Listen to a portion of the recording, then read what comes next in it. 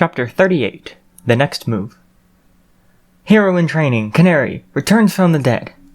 16 days ago, Izuku Midoriya, otherwise known as the radio star and hero in training, Canary, who took second place in this year's first-year UA Sports Festival, was kidnapped by a notorious gang of criminals known as the League of Villains during a UA summer training camp as part of Canary's transfer from UA General Studies Department to the Hero Course.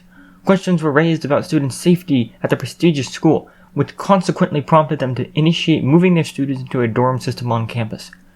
That is where, last night, Canary arrived, much to the shock of his classmates and teachers, alongside a young girl that Canary claimed to have also been held captive by a different group of villains who have yet to be identified. Both are now being kept in an undisclosed location to assess their injuries and keep them under protection as police investigations continue. However, due to a debilitating injury received during the Kamino attack that resulted in the retirement of our long-standing number one hero, All Might, Canary may have been rendered permanently mute. What does this mean for our young hero with a powerful quirk that requires his voice to activate? Will UA be permitting him to remain in the hero course regardless of this turn of events? How does Canary feel about the failure of the heroes and police department on their inability to rescue him, despite him being kept only an hour's train ride from UA? Subscribe to our newsletter to find out and read more on this breaking story. 1 day since the return. Now, in terms of the hole in your cheek, Dr. Amaya continued, tapping his pen on the side of his clipboard, we can most certainly fix it. It is a substantial loss of tissue, but skin grafting may still be a viable option. Midoriya's mother squeezed his hand. She was sitting by his bedside, holding back tears, despite them leaking from her face consistently ever since he got the phone call that Midoriya was alive and safe in the hospital. Your tongue, however, the doctor sighed. It's comparable to losing a limb. There isn't just a small piece of muscle missing. A good majority of it has been completely disintegrated. Frankly, it's a miracle you didn't suffer from significant blood loss, although we have been led to believe that it is a result of the villain's quirk. But will he ever be able to speak again? Inko stammered, shuffling even closer to the bed on her creaky chair. Dr. M.I. hesitated, but then nodded firmly. With speech therapy, time, and practice, you will be able to speak again, with only a slight impediment in terms of certain sounds that are difficult to produce without a tongue. I'm afraid only you can know what this means in terms of your quirk. Midoriya nodded in understanding. I've seen people with tongue cancers who have had as much of their tongue removed as you, and they have, after a few years, managed to reach a point in their conversational levels where they can get their point across without too much trouble. Midoriya just nodded again. It wasn't quite what he was hoping to hear, but he knew it was coming, regardless. Something else we can do is give you a kind of phantom tongue, the doctor offered. You do still have a slight bit of muscle remaining, and through surgery we could construct a tongue which you can't move around as much, but can at least slightly. It would look like the real thing, or at least close enough, and could be slightly beneficial in eating. He cleared his throat again. The doctor spoke rather slowly, in a dreary manner. It made Midoriya feel impatient. He just wanted him to get to the point. You see, we use our tongues for more things than just speaking. We need it, obviously, to taste, but to also move food around our mouths when eating, and also to swallow. As I said, your tongue isn't completely missing and you seem to be able to drink and swallow okay, but whatever we do, eating is going to prove a bit of a challenge when faced with certain foods. Midoriya already knew this, from trying to eat the food the villains supplied him with. It was messy, and Midoriya was honestly a little embarrassed by it, but there really wasn't anything he could do. Other than that, and the slight abrasion on your wrist where the cuffs had been, you've only got a few scratches and bruises. We can keep you here until surgery for your face, but since it's a rather sizable injury and isn't life-threatening, you have been put on a waiting list, explained Dr. Amai. How long will it take? Pressed Inko, squeezing Midoriya's hand a little harder. He sighed, pushing his wired glasses further up his nose. Well, waiting lists can become rather long, especially with the increased villain activities these days. With your status, you're fortunate enough to be pushed up the priority list. I can say 2 weeks at the absolute maximum. Inko dithered, but eventually nodded. We understand. Thank you for your help. Nodding again, he got to his feet. He opened the door, but hesitated by it, glancing back at Midoriya. I'm sorry this has happened to you. And he left.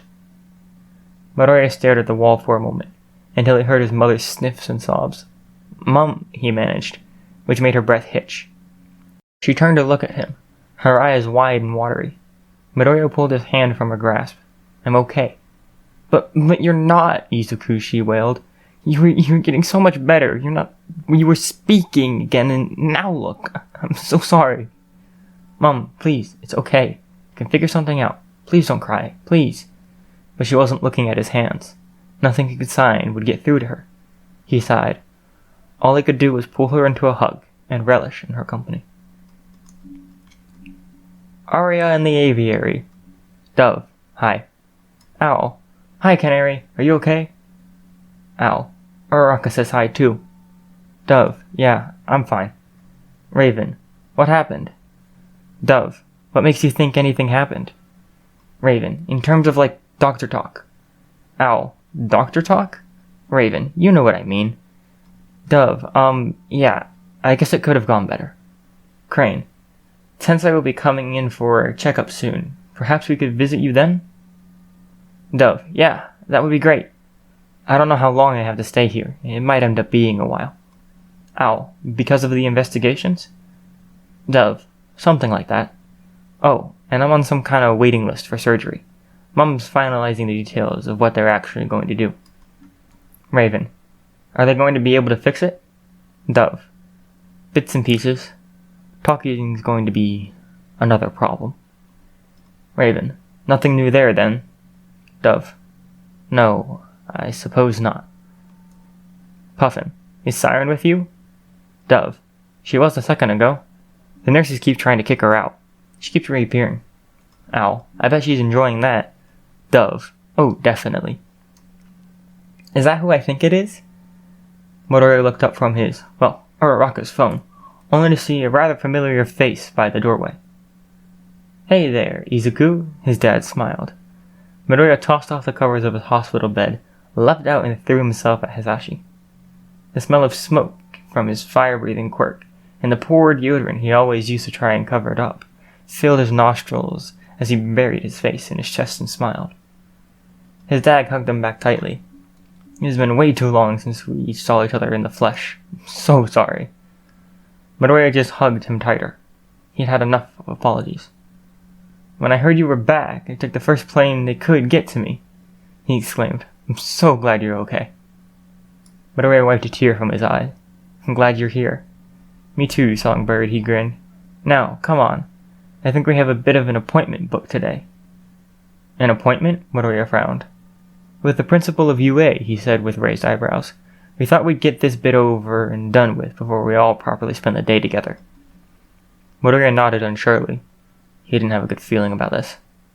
Adjusting a surgical mask to ensure his injury was properly hidden, Midoriya followed his father out of his hospital room and down the winding corridors.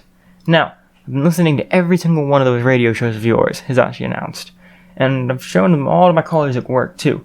They don't believe you're my son, which is honestly offensive. He laughed as they walked down the stairs, Midoriya gazing up at him with starry eyes. Can't they see the resemblance? No, probably not. You take too much after your mother. Apparently, freckles aren't enough to go on to prove a family relationship. Midoriya laughed, skipping down a couple of steps at a time. Maybe me having such a weird quirk makes them doubt. You know, that's probably it, he agreed. Where'd that come from, huh? You should have seen my face when your mother called me up to say that you found your quirk by setting fire to the sky. It was just a rain. You say that like it's a trivial thing to do, which, to you, I suppose it is. Hisashi sighed fondly. Anyway, here we are. They gave us a special meeting room. Isn't that nice of them? He pushed open the door to reveal a rather small, disused office, which had boxes of papers shoved in every corner around a circular table at which Midoriya's mother sat beside Principal Nedzu, her hand shaking as she picked up a cup of green tea. We're here, Hisashi announced, taking the chair closest to them and encouraging Midoriya to sit between him and Inko. Hello, Izuku. Lovely to see you again, Principal Nedzu smiled, putting down his own cup of tea to offer some to the two newcomers, which they graciously accepted. But Midoriya had no plans on actually trying to drink any. Mr. Aizawa came to tell us that the commotion in Class A's dorms was not any ordinary incident, but your arrival. I have to say that I was more than presently surprised, but on behalf of the heroes that failed to come to your aid when you needed it most, I must apologize. What happened to you was horrific and completely unacceptable. I hope that we can help you now, in any way we can, in any attempt to make up for that. Midoriya wasn't quite sure what to say, or sign, so instead, he simply bowed to show his gratitude. I'm also sorry for all these formalities and meetings that you've had to sit through over the past day, Netsu sighed. You must just want to spend some time with your family and friends. So, I hope we can finish this business as soon as possible. Midoriya nodded. Honestly, a nod was his go-to response at the moment. Izuku, his mom began with a small voice, we've all been talking for a while now, and, well, I don't think you should go back to UA after this. Midoriya's eyes grew wide. Wait, no, Mom! Izuku, it's too dangerous. Look at what's happened to you. His dad put his hand on Midoriya's shoulder.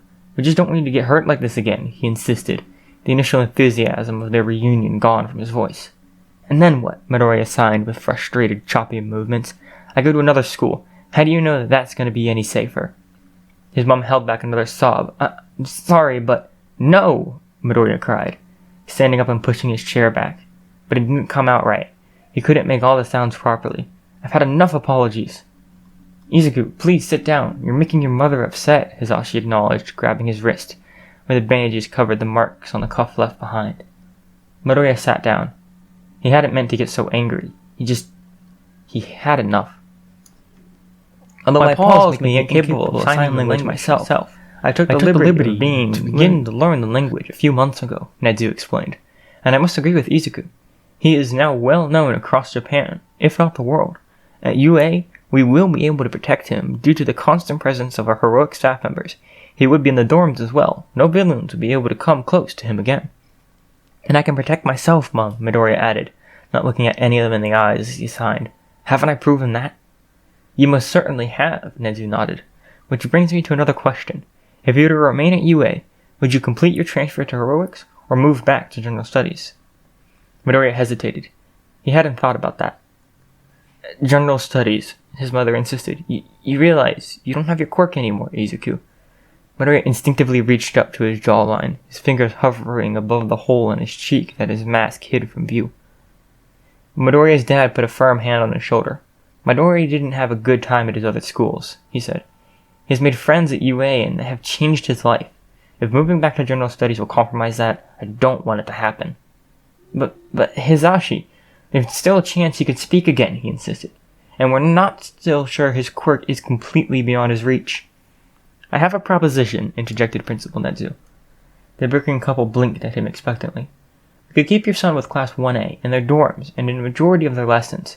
While the rest of them are busy with hero training, however, Izuku could focus on speech therapy or other activities, perhaps joining Class 1C again in times where the timetabling proves problematic, Netsu suggested. Does that not fulfill both your wishes? It took a moment, but eventually they looked to each other and nodded. So, I'm staying at UA? Midoriya questioned. If that's what you want, Izuku, Inko confirmed with the slightest hesitation. Midoriya raised his hands again. He stared at his fingers for a moment, thinking carefully about what he would say. If I never went to UA, I would have spent the rest of my life mute and quirkless. I suppose, either way, I was always going to end up like this, mute and quirkless. It's not UA's fault, because the real difference UA gave me, he looked up at Principal Netsu, and thought back to the acceptance letter he had sent him before all of this began. But let us promise you that we will not let you down. He supposed they didn't, after all. Was hope. 3 days since the return. Canary's back! Uraraka yelled across the dorms. Her face had been pressed against the window, waiting for his figure to appear on the path to Heights Alliance, his suitcase rolling along behind him. Jiro was the first to reach the door. She threw it open before Midoriya was even close. Yo, Canary! She shouted. He waved at her, continuing at his leisurely pace towards the dorms. Shinso sighed. He should probably get up, too. The girls dragged him inside, with Siren doing circles around their heads at a way too high speed for such a little creature. Or any sized creature, for that matter. Ah, my phone! Uraraka exclaimed as Midoriya handed it back to her, struggling to take off his shoes at the same time. Thank you! I hope you didn't get any calls from my parents whilst you had it. Midoriya shook his head, and then pulled a different phone from his back pocket. Oh, you got a new one? Asked Jiro, and Midoriya nodded in reply. Oh, nice. You're gonna need a phone case, though. Wait, is this the same model as mine? I have an old case if you want it. Thank you. No problem, Jiro grinned, clearly happy that she had at least figured out that bit of sign language out. Midoriya caught Shinso's gaze. What are you doing? Shinso just blinked at him. He'd never managed to get up from his slumped position across the sofa. I'm dead. Great, then you won't mind if I... Jiro started, walking over with the very obvious intention of jumping on him. You'd sit on a corpse? Shinso groaned. If it's yours. And she did just that. Ow! Midoriya, save me! I thought you said you were dead, Midoriya signed back to him as Jiro elbowed him in the face. I will be in a minute. Jiro weighs a ton. I do not, she cried, and immediately smacked him around the head with a pillow. Have you seen your room yet? Ida questioned, walking right past the situation with Jiro and Shinso. Jiro had gotten up now, and Shinso had just rolled onto the floor. Midoriya frowned and shook his head.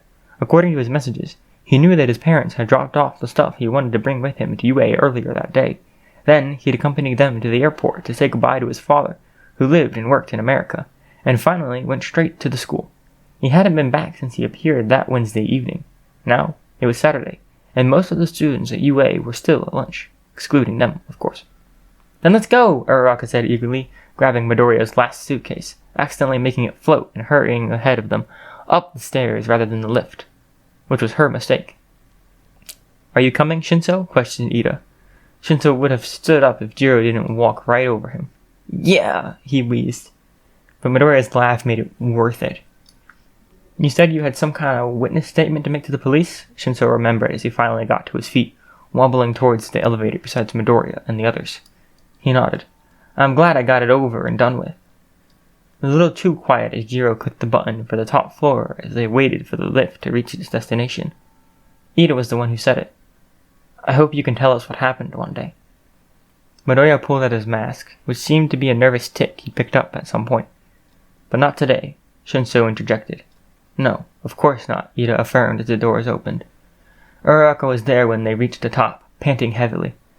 I made it, she announced, punching the air weakly. Midoriya laughed, forgetting the severity of everything for a moment. Why didn't you just take the elevator? Jiro questioned, smiling with disbelief at her. Quirk practice, she admitted, the suitcase succumbing to the force of gravity once more as it fell to the ground beside her. There's no way you planned on that being quirk practice when you started running up the stairs, Shinso grinned, taking the suitcase off her and starting to walk the rest of the way down the corridor to the room next to his own. He had always had the slightest hope that it would end up being Midoriya's room at some point. Oh, you're here, said Todoroki as he opened his own door. I thought you weren't coming for another half an hour. I was going to wait until my dad's plane left, but then Mr. Aizawa insisted that we went early because of a couple people started staring. Midoriya trailed off sheepishly as Shinso translated. Understandable, Todoroki nodded. You're big news. Midoriya scoffed and nodded, pulling at the mask again. Maybe it was uncomfortable? Anyway, before we go inside, said Jiro, sliding in between the door and Midoriya before he could reach the doorknob, we should probably explain.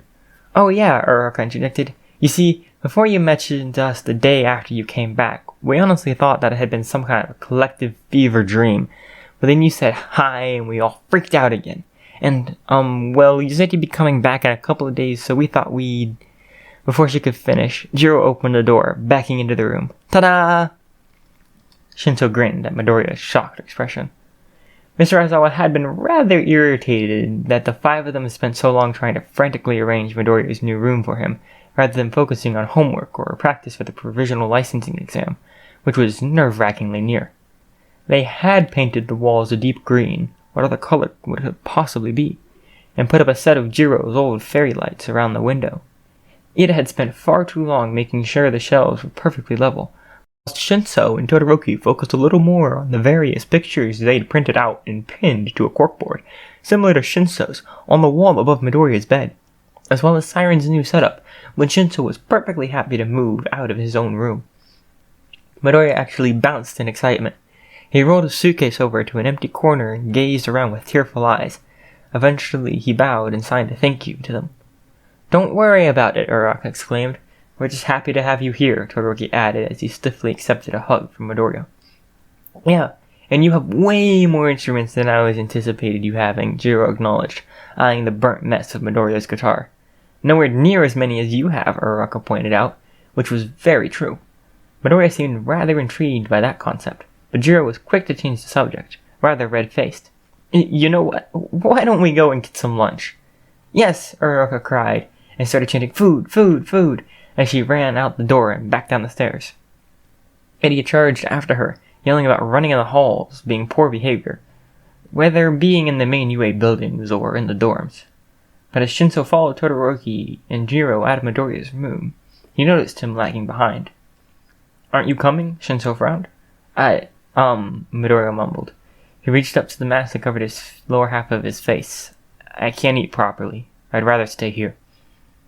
"But you have to eat," Shinso insisted. "Wait, what's going on?" Jiro frowned. Great, now Shinso was back to being a translator. He sighed. "Midoriya has struggles eating now." "Oh," Jiro said with pursed lips. "Right, I didn't think of that." Midoriya kicked at the ground as Siren chirped in his ear encouragingly. "You could come down to the lunch hall and then bring your food back here," Todoroki suggested. "You can't avoid it forever." Midoriya hesitated, but eventually nodded in understanding, forcing himself to march ahead of them and down the stairs after Uraraka. The others wavered, listening to his footsteps hurry down the staircase without him. "I'm worried about him," voiced Jiro after a moment. "Maybe he should have gone home for a while, rather than coming straight here for the hospital." "They're worried about villains going after him again," Todoroki explained. "He needs to be somewhere under constant surveillance, that being here or back at the hospital. And here is probably safer." "What about that girl, Eri?" Jiro frowned. "Where is she?" "With Mr. Aizawa," Shinso replied. He'd seen them together in the staff room, when he went to hand in his history homework earlier that day. Because they know her quirk is dangerous, they need someone who can stop it if something goes wrong. He shoved his hands in his pockets and began to wander down after Midoriya. "Do the heroes know what her quirk is?" questioned Todoroki, wavering at the top of the stairs. Shinso shrugged, not looking back as the other two hurried down the stairs to walk beside him. "I'm in the same boat as you. The person who knows the most is probably Midoriya, but I think it might be a while before he's comfortable enough to tell us about it. Remember, he's with the villains only 3 days ago." They walked in silence for a while longer. Midoriya must have ran to catch up with the other two, because he was gone by the time they reached the bottom of the stairs. "It's all happening way too fast," Todoroki nodded. "It's like he's trying to forget the past and just move on. That takes time. Scars take time to heal, physically and mentally." Shinso's eyes flickered toward the blemish on his friend's face. That was another story he hoped to learn one day. He just needed patience. "You must be patient with Midoriya," Shinso sighed. He was telling himself this fact. He'd done far too many times.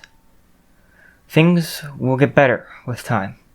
Todoroki just nodded again. "Exactly. They had to." "Canary?" It was a soft and timid voice. Jiro didn't really recognize it at first. She turned around as Midoriya did the same, and there was Kodai. "Canary!" exclaimed Komori. The short girl threw herself at Canary, hugging him tightly. "We heard you were back, but I was scared to believe it, and oh my gosh, I'm so glad you're here." Canary signed something, smiling meekly. Wow, Jiro really needed to learn some more sign language. Komori and Kodai just stared at him for a moment. Shinso sighed, tired eyes flicking back at them when he realized there was a problem with conversing again. "He says it's good to see you two again."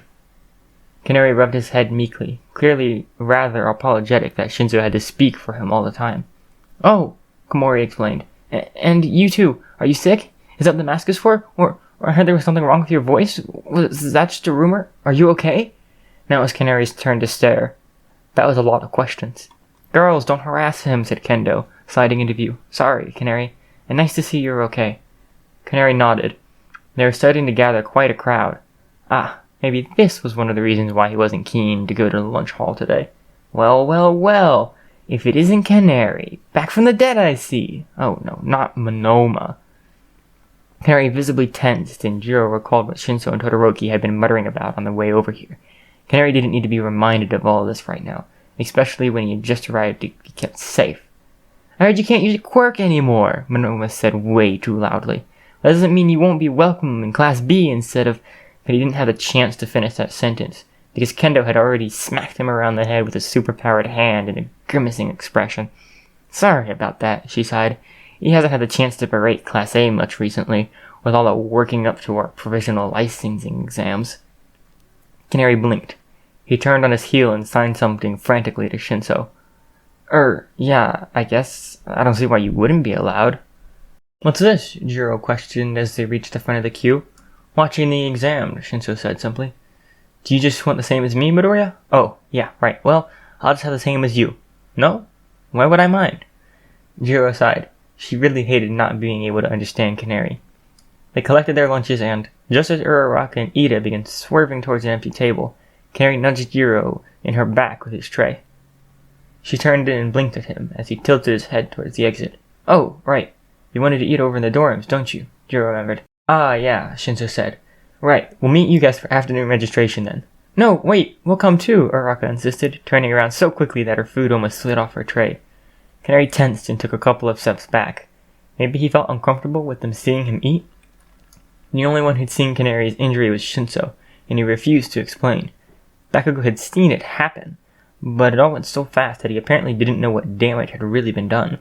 The look on Shinzo's face when he returned from Recovery Girl's office, the evening Canary reappeared. It was more than enough to describe the terrible thing that had happened to his closest friend. "If you don't want us to, then we'll see you at registration, as Shinzo said Ida, who reached the same train of thought that Jiro had. He plonked his tray down decisively on the closest free table, showing that he would be staying here, supporting Canary from a distance. Jiro really didn't want to. She wanted to be with Canary. She had just started to really come to terms with the fact that her friend was dead. Now he was back. But maybe that was only physically? She didn't think about allowing him to distance himself like this would help anyone. Yeah, Uraraka nodded. Sitting down beside Ida and Todoroki did the same. "Of course, we understand. See you then." But Jiro just stood there as Canary and Shinzo walked away. It was only when they were out of sight that she finally sat down. "Are you okay, Jiro?" Uraraka frowned. She hadn't touched her food yet. Jiro just stared at hers, and after a while, she croaked out, "No." She buried her face in her hands as Todoroki uncertainly patted her shoulder. She was trying to suppress the lump in her throat and wasn't doing a very good job at it. Pulling her hands away and very carefully drawing the tears from the corner of her eyes so it wouldn't smudge her eyeliner, Jiro sniffed loudly. "I don't know why I'm so... She trailed off, examining the slight black mark on the end of her finger. Maybe she shouldn't have actually made an effort in her makeup today. Shouldn't I be really happy? Gary's back and he's alive, but He was never rescued, Todoroki interjected. Jiro turned to him slowly, and with a heavy heart, she realized he was right. No, this Canary was still in a cage. But how could she set him free? Shinzo sat down, digging into his food before it got any colder than it already was. Midoriya just sat there for a second. Shinzo realized after a few moments, he cocked his head to one side, then tapping his chopsticks on the side of his bowl in what felt like an age-old tradition. "Aren't you going to eat?" Midoriya looked down at his rice. He wasn't sure if it was a brilliant choice. They didn't have any soups available, and the doctors had said that he shouldn't be eating soups for the rest of his life. He raised his hands to sign something to Shinzo. I wasn't sure what he was going to say, but Shinzo interrupted him anyway. "You need to eat," he insisted. "I'm not going to stare, but either way, you can't just starve yourself because you're scared that it looks bad." Midoriya gulped, then before he could think about it any further, reached up and pulled off his mask. Into his blazer pocket, he'd shoved a specially designed rubbery item that fitted well to the hole in his cheek. It was gray, and was kept in something like a gum shield case. Midoriya had practiced eating with him only a few times before, but he was so keen to get out of the hospital that he hadn't had more time. It was because of Yue's influence that he was able to get something like this so easily and quickly, since the waiting time for an operation would be longer than expected. Well, if it was just to patch up the hole, it may have been sooner, but they also had to do this phantom tongue thing, and Midoriya would rather it was all done at once, rather than have to go into the operating theater several times in a row. Shinzo held true to his word and refused to look at Midoriya as he slotted the thing into place clumsily, and then he dug into his food. The problem was less the lack of part of his cheek and more of his tongue. Not only could Midoriya taste nothing until he swallowed, but it was also really hard to move the food around in his mouth, just like the doctor had said. So, he was forced to use his finger to move rice around from time to time, and consequently, he ate very slowly. "Shinzo, what are you doing here?" Midoriya panicked, dropping his chopsticks onto the floor as he scrambled to cover his mouth with his surgical mask. He thrust it over his jaw with such force that he ended up popping the prosthetic, he supposed, into his mouth. In his surprise, he choked, and the thing fell right out of his mouth into his half-empty bowl. "Canary?" Midoriya had his mask back over his face again now, without the straps holding it in place.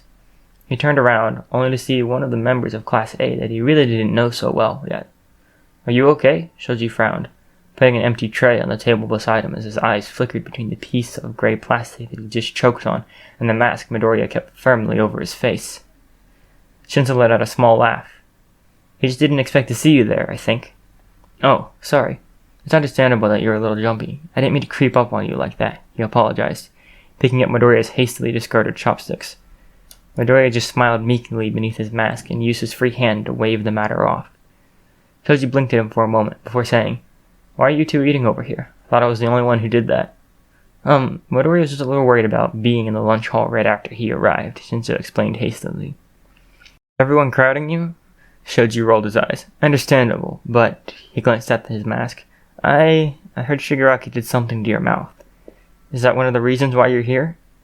Midoriya let the tension out of his shoulders, slumping in his seat in defeat. Shoji hesitated.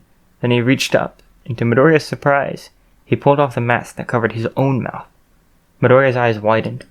Underneath, he could see jagged teeth and a rather frightening smile, his lips stretching across both cheeks, almost all the way across his jaw. With what could only be described as a smile, Shoji held out his mask to Midoriya. I've got a couple of others, but they're in the wash, he explained. I swear I only just put this one on. Midoriya was tearing up as he let his bulky, uncomfortable surgical mask drop from his face. Shoji's expression didn't morph into one of unadulterated horror when he saw the damage, but remained unchanging, as Midoriya gratefully pulled the blue-gray fabric over his head. It was a little big, but the material seems to be slightly elasticated, and despite bundling up a bit around his neck, it managed to fit his face quite well. Just get some scissors and cut off the bottom of it, Shoji suggested. You might actually be able to split it in half, get 2 masks out of it, if you don't mind not reaching all the way down your neck. With shaking hands, all Midoriya could do was sign an enthusiastic thank you to Shoji. His smile grew a little wider. He really wasn't all that scary when he wasn't worried it would be. Do you want me to take your empty trays back to the lunch hall? Shoji offered. I just need to pick up one of my masks from the wash. And that's exactly what he did. Meanwhile, Midoriya was sitting there, freaking out over the fact that Shoji wasn't freaking out, and Shinso was more enamored by the fact that he had someone else to add to his creepy, inspiring smiles list. It was getting rather long. Jiro was more than a little surprised when Canary slipped into Class 1A, not long later, wearing what looked like a modified version of Shoji's mask. He looked a lot happier in it than he had in that stiff surgical mask, but Jiro soon realized that the main thing that he was excited was the fact that, after far too many months, here he was, in Class 1A where he belonged. As soon as he stepped into the classroom for the first time, he was immediately swarmed by the rest of his new classmates. "Canary!" Mina exclaimed, leaping at him and hugging him tightly despite how unsure he seemed about her sudden movements. "Ah, it's so good to see you again!" "Is it true Shigaraki disintegrated half your jaw?" griped Kaminari, who was one for taking rumors a little too far. Couldn't have been that bad, surely? "What happened to Eri? Is she still with Mr. Aizawa, Ribbit?" frowned Susu. "Everyone, please don't crowd Midoriya," Ida, ever diligent, exclaimed. "Get to your seats. Registration is about to begin." Shinso practically dragged Canary across the room, plunking him down in the previously unoccupied seat in front of him, behind Bakugo. Jiro hoped that wouldn't prove to be a problem, but at least she was relatively close to him, being diagonally behind her left to him. Mr. Aizawa appeared, perfectly on time, as always, looking exhausted as ever. Eri wasn't there. Perhaps she was with another member of staff? Right, he sighed. Let's get this over with, shall we? Yuga Aoyama. Present!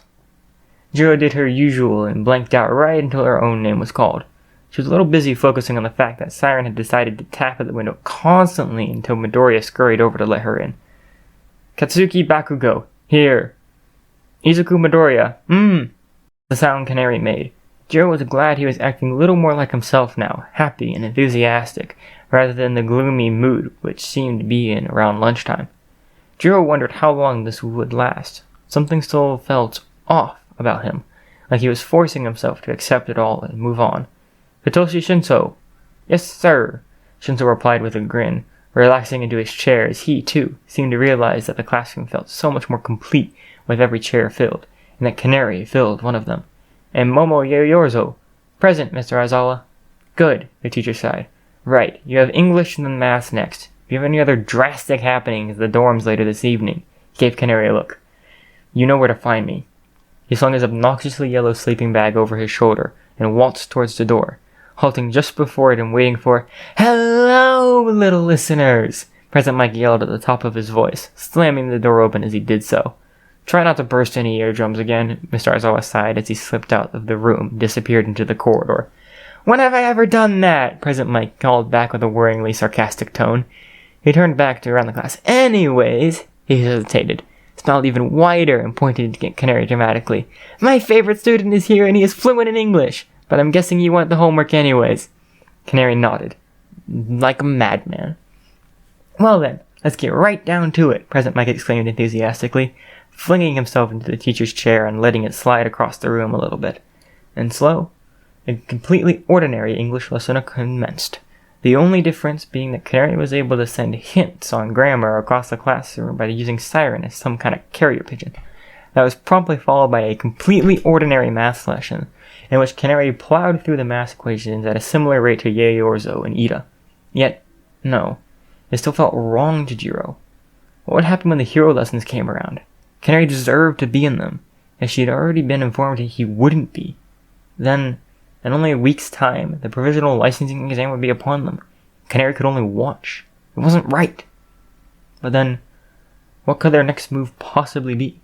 How could she rescue him properly? "I hear the whisper underneath your breath.